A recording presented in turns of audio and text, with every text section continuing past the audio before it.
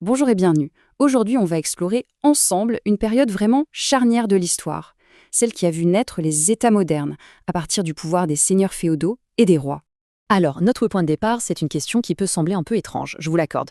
Comment est-ce qu'un roi peut porter une couronne, être appelé roi, mais au final ne pas avoir le pouvoir de réellement gouverner son royaume? C'est ce paradoxe qui est vraiment au cœur de notre histoire. Allez, on plonge dans cette histoire.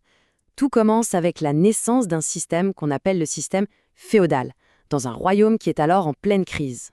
Il faut s'imaginer un peu la situation au IXe siècle. Le royaume est attaqué de tous les côtés, par les Normands, les Sarrasins, les Hongrois.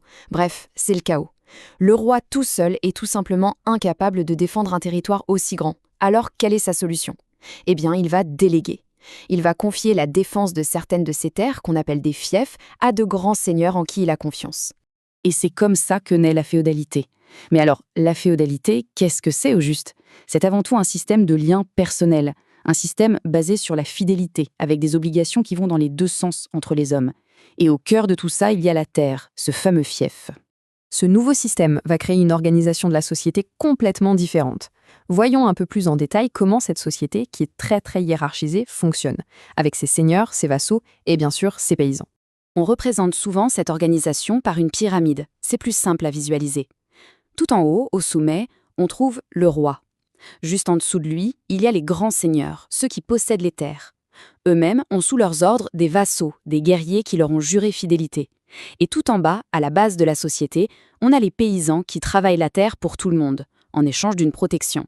Ce qui est très concret, c'est le pouvoir du seigneur sur son territoire, sa seigneurie. Il a ce qu'on appelle le droit de ban.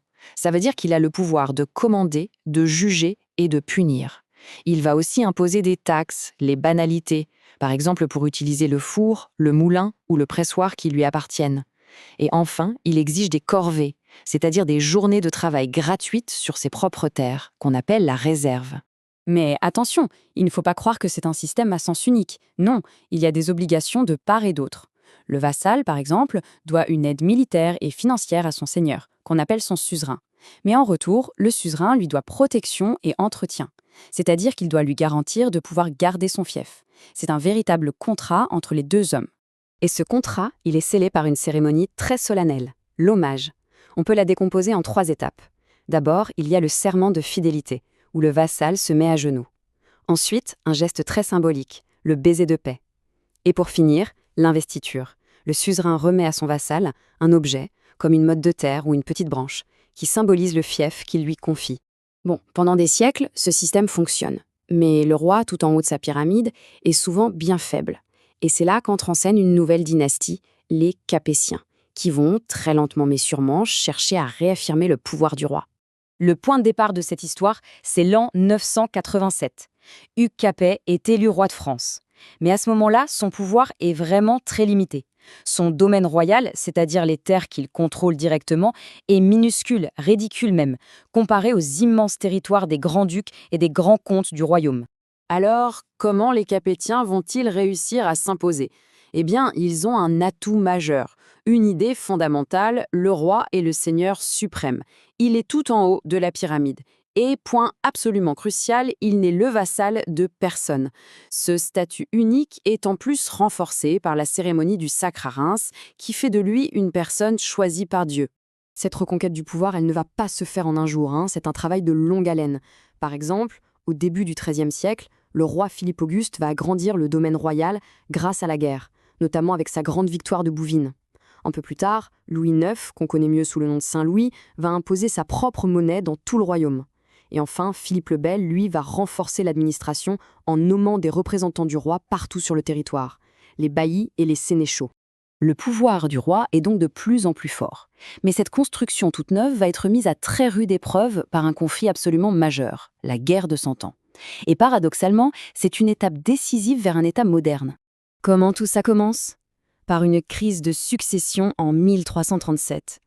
Le roi de France meurt, mais sans héritier direct. Le roi d'Angleterre, qui se trouve être le petit-fils d'un ancien roi de France, revendique alors la couronne. C'est le début d'un conflit terrible qui va durer plus de 100 ans entre la France et l'Angleterre.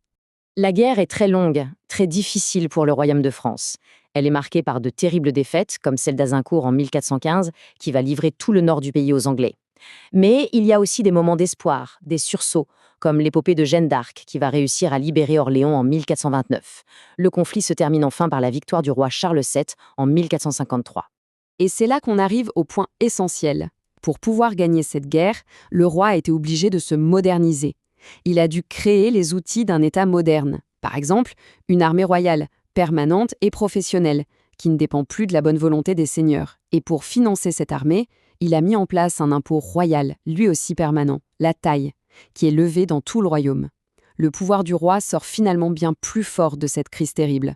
Pour résumer, en l'espace de quelques siècles, on est passé d'un royaume féodal complètement fragmenté, où le roi régnait mais sans vraiment gouverner, à une monarchie qui est devenue moderne et centralisée, où le roi contrôle enfin son territoire, son armée et ses finances. Et toute cette histoire, eh bien, elle nous amène à une dernière question pour réfléchir. Quelle trace de cet État royal, avec son armée nationale et ses impôts centralisés, est-ce qu'on peut encore retrouver dans notre société aujourd'hui? Je vous laisse y penser. N'hésitez pas à partager vos idées dans les commentaires. Si cette présentation vous a plu, laissez un j'aime. Et bien sûr, abonnez-vous pour ne pas manquer les prochaines. Merci et à bientôt.